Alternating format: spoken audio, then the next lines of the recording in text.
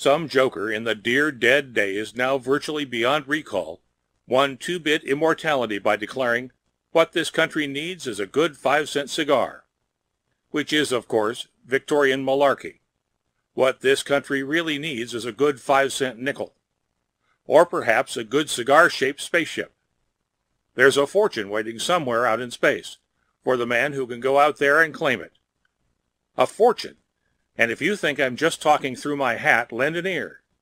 Joyce started the whole thing, or maybe I did when, for the umpteenth time, I suggested she should marry me. She smiled in a way that showed she didn't disapprove of my persistence, but loosed a salvo of devastating negatives. "No deal," she crisped decisively. "Know why? No dough." "But sugar," I pleaded. "Two can live as cheaply as one." "This is true," replied Joyce, "only of guppies. Understand, Don, I don't mind changing my name from Carter to Mallory. In fact, I'd rather like to. But I have no desire whatsoever to be known to the neighbors as that poor little Mrs. Mallory in last year's coat." "I'll marry you," she continued firmly, "when, as, and if you get a promotion." Her answer was by no stretch of the imagination a reason for loud cheers, handsprings, and cartwheels. Because I'm a federal employee. The United States Patent Office is my beat. There's one nice thing to be said about working for the bewhiskered old gentleman in the star-spangled stovepipe and striped breeches. It's permanent. Once you get your name inscribed on the list of civil service employees, it takes an act of Congress to blast it off again. And of course I don't have to remind you how long it takes for that body of vote-happy windbags to act. Terrapins in treacle are greased lightning by comparison.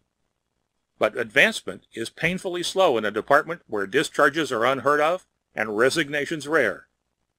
When I started clerking for this madhouse, I was assistant to the assistant chief clerk's assistant. Now, 10 years later, by dint of mighty effort and cultivated facility for avoiding senatorial investigations, I've succeeded in losing only one of those redundant adjectives. Being my secretary, Joyce certainly realized this. But women have a remarkable ability to separate business and pleasure. So, "A promotion," she insisted, "or at least a good substantial raise." "In case you don't know it," I told her gloomily, "you are displaying a lamentable, vulgar interest in one of life's lesser values. Happiness, not money, should be man's chief goal." "What good is happiness," demanded Joyce, "if you can't buy money with it?" "Why hoard lucre?" I sniffed. "You can't take it with you." "In that case," Joyce said flatly, "I'm not going. There's no use arguing, Don. I've made up my mind." At this moment our dreary little impasse was ended by a sudden tumult outside my office. There was a squealing shriek, a shuffle of footsteps, a pounding of fists upon my door, and over all the shrill tones an old familiar voice, high-pitched in triumph. "Let me in! Let me in! I've got to see him instantaneously. This time I've got it. I've absolutely got it." Joyce and I gasped, then broke simultaneously for the door, as it flew open to reveal a tableau resembling the Laotian group, Sans Snake, and party of the third part. Back to the door, and struggling valiantly to defend it, stood the receptionist, Miss Thomas. Held briefly but volubly at bay was a red-thatched, buck-toothed individual. And I do mean individual, with a face like the map of Erie, who stopped wrestling as he saw us and grinned delighted. "Hello there, Mr. Mallory," he said. "Hi, Miss Joyce." "Pat," we both called at once. "Pat Pending." Miss Thomas, a relative newcomer to our bailiwick, seemed baffled by the warmth of our greeting. She entered the office with our visitor, and as Joyce and I pump-handled him enthusiastically, she asked, "You know this gentleman, Mr. Mallory?" "I should say we do," I chortled. "Pat, you old naughty word. Where on earth have you been hiding lately? Surely you've heard of the great Patrick Pending, Miss Thomas?" asked Joyce. "Pending?" faltered Miss Thomas. "I seem to have heard the name, or seen it somewhere." Pat beamed upon her companionably. Stepping to my desk, he upended a typewriter and pointed to the legend, in tiny letters, stamped on the frame. "Reg. U.S. Pat Off, Pat Pending." Here, perhaps, he suggested. I invented this, and the airplane, and the automobile, and, oh, ever so many things. You'll find my name inscribed on every one.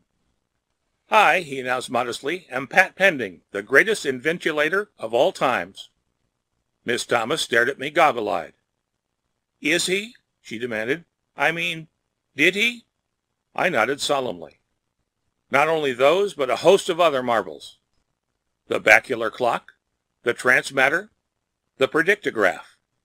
Miss Thomas turned on Pat a gaze of fawning admiration. How wonderful, she breathed.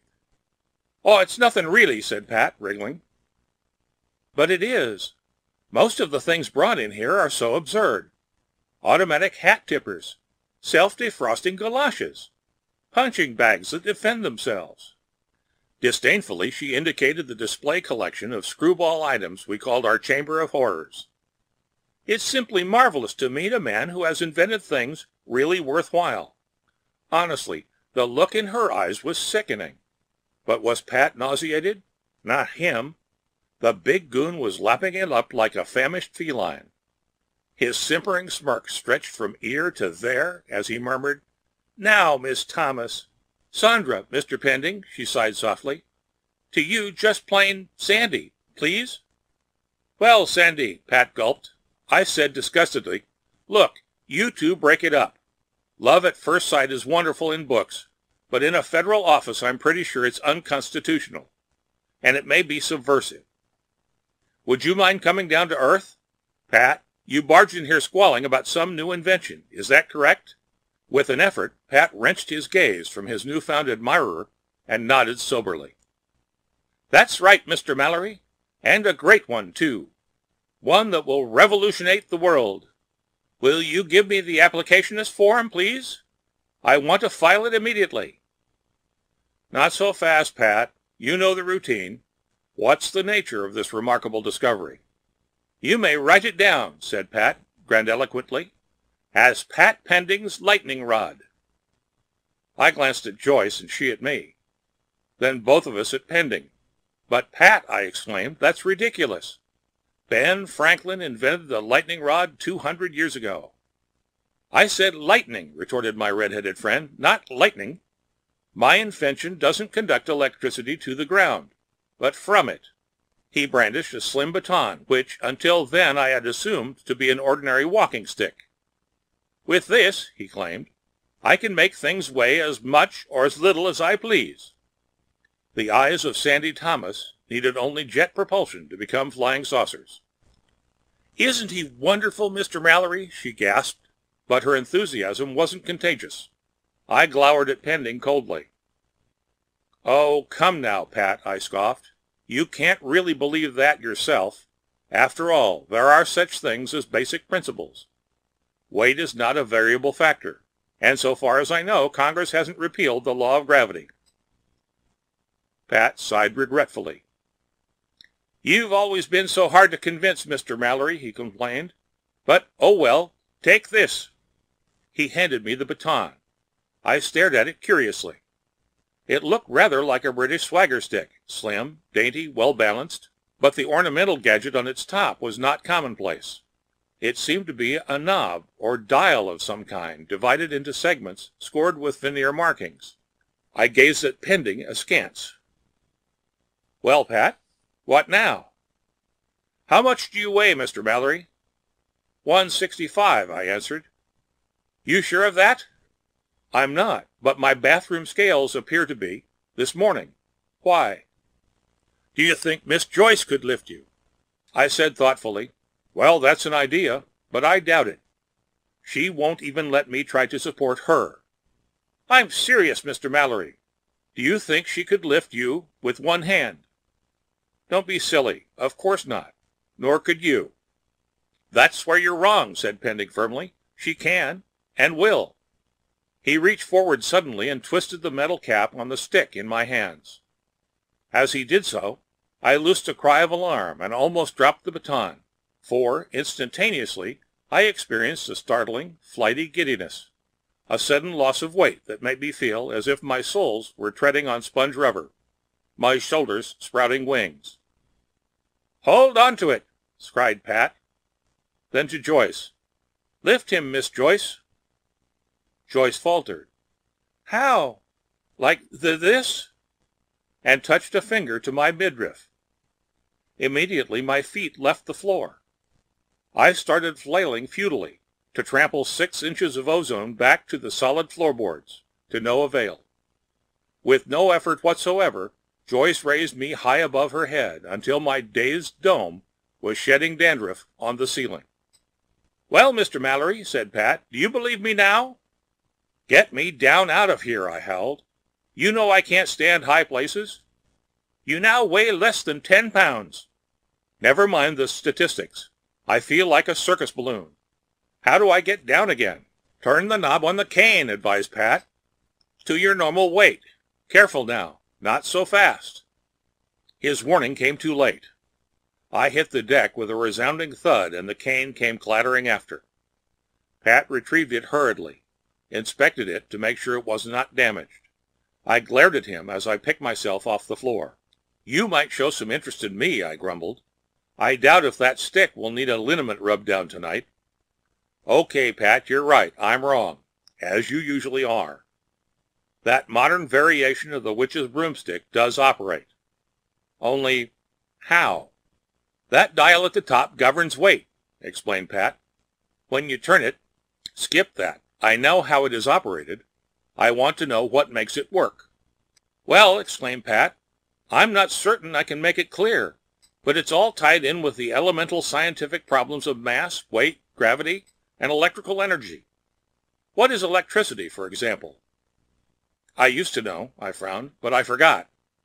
Joyce shook her head sorrowfully. "Friends," she intoned, "let us all bow our heads. This is a moment of great tragedy. The only man in the world who ever knew what electricity is, and he is forgotten." "That's the whole point," agreed Pending. "No one knows what electricity really is. All we know is how to use it. Einstein has demonstrated that the force of gravity and electrical energy are kindred, perhaps different aspects of a common phenomenon. That was my starting point." "So this rod, which enables you to defy the law of gravity, is electrical?" "Electricaceous," corrected Pat.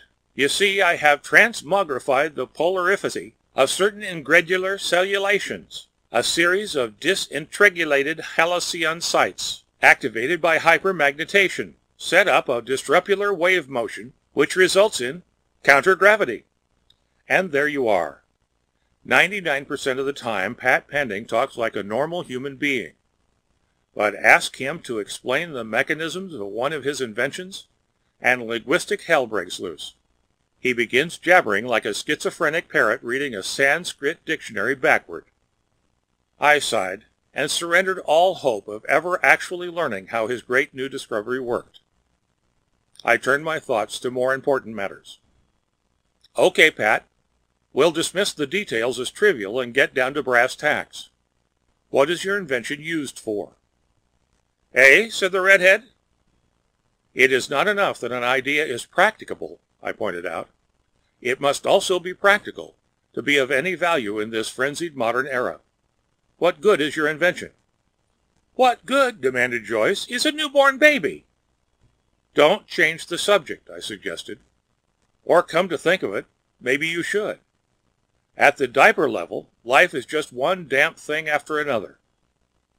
But how to turn Pat's brainchild into cold, hard cash? That's the question before the board now. Individual flight a la Superman? No dice. I can testify from personal experience that once you get up, you're completely out of control. And I can't see any sense in humans trying to fly with jet flames scorching their base of operations. Elevators? Derricks? Building cranes? Possibly. But lifting a couple of 100 pounds is one thing. Lifting a few tons is a horse of a different color. No, Pat, I continued, I don't see just how. Sandy Thomas squeaked suddenly and grasped my arm. "That's it, Mr. Mallory," she cried. "That's it." What's what?" "You wanted to know how Pat could make money on his invention. You just answered your own question." "I have?" "Horses. Horse racing, to be exact. You've heard of handicaps, haven't you? I'm overwhelmed with them, I nodded wearily. A secretary who is repulsed by my honorable advances. A receptionist who squeals in my ear. Listen, Mr. Mallory, what's the last thing horses do before they go to the post? Check the tote board, I said promptly, to find out if I've got any money on them. Horses hate me. They formed an equine conspiracy to prove to me the ancient adage that a fool and his money are soon parted. Now, wait a minute, chimed in Joyce thoughtfully. I know what Sandy means. They weigh in, is that right? Exactly. The more weight a horse is bearing, the slower it runs. That's the purpose of handicapping. But if a horse that is supposed to be carrying more than 100 pounds is actually only carrying 10, well, you see... Sandy paused breathlessly. I stared at her with a gathering respect. Never underestimate the power of a woman, I said, when it comes to devising new and ingenious methods of perpetrating petty larceny. There's only one small fly in the ointment, as far as I can see. How do we convince some racehorse owner he should become a party to this gentle felony? Oh, you don't have to, smiled Sandy cheerfully. I'm already convinced. You? You own a horse? Yes. Haven't you ever heard of tap water? Oh, sure. That drip's running all the time. Joyce tossed me a disapproving glance. This is a matter of gravity, Donald, she stated, and you keep treating it with levity. Sandy, do you really own tap water? He's the colt who won the Monmouth Futurity, isn't he? That's right, and 4 other starts this season. That's been our big trouble. He shows such promise that the judges have placed him under a terrific weight handicap. To run in next week's Gold Stakes, for instance, he would have to carry 124 pounds. I was hesitant to enter him because of that. But with Pat's new invention, she turned to Pat, eyes glowing, he could enter and win.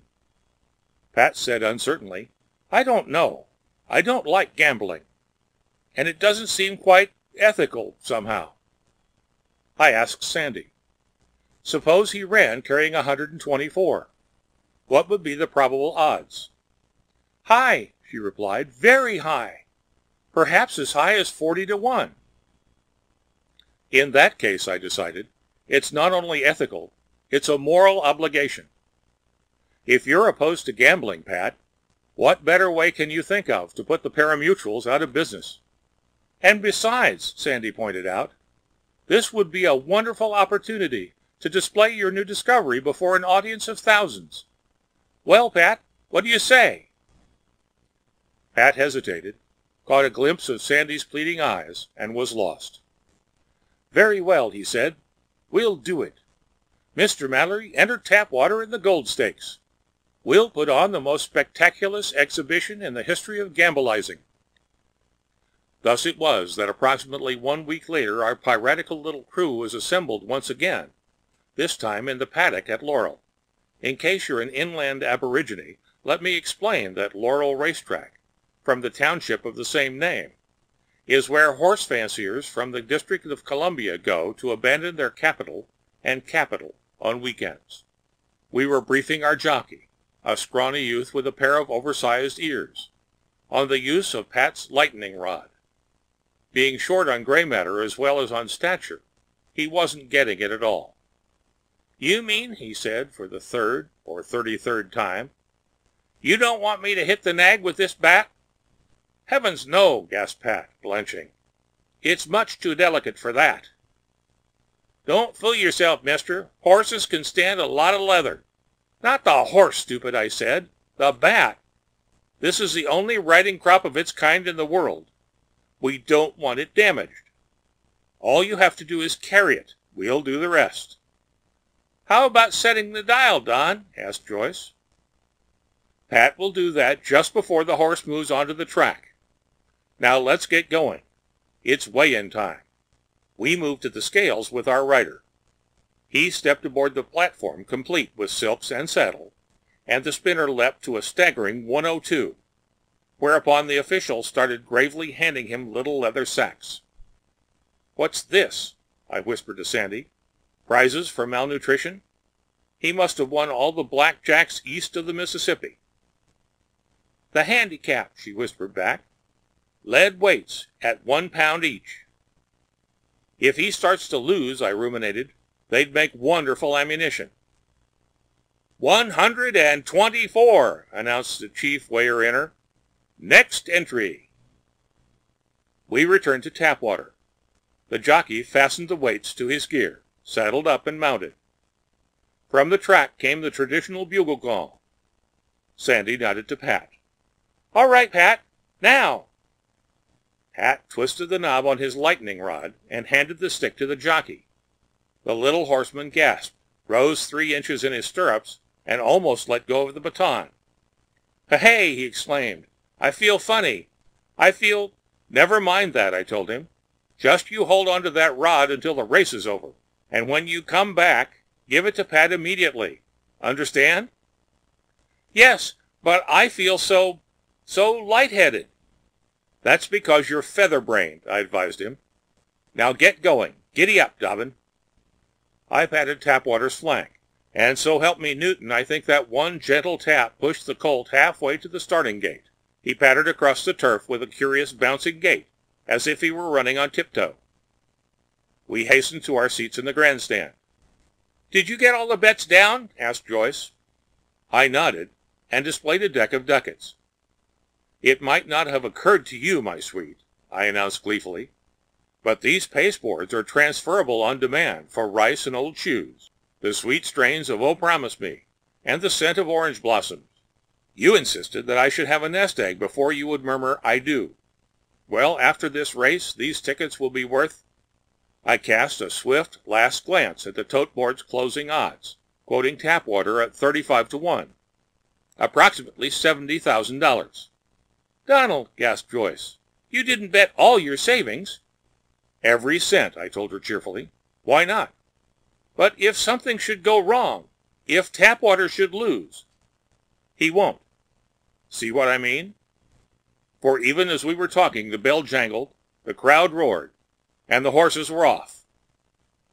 8 entries surged from the starting gate, and already 1 full length in front pranced the weight-free, Lightfoot Tapwater.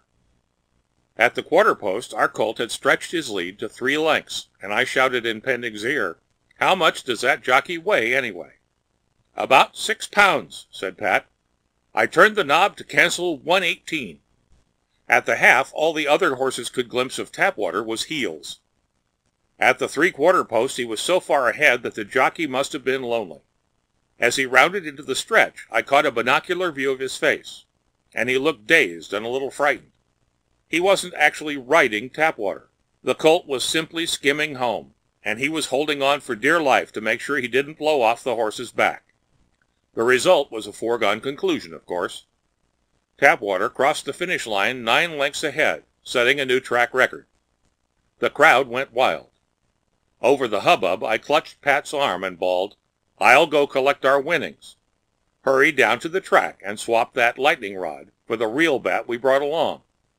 He'll have to weigh out again, you know. Scoot.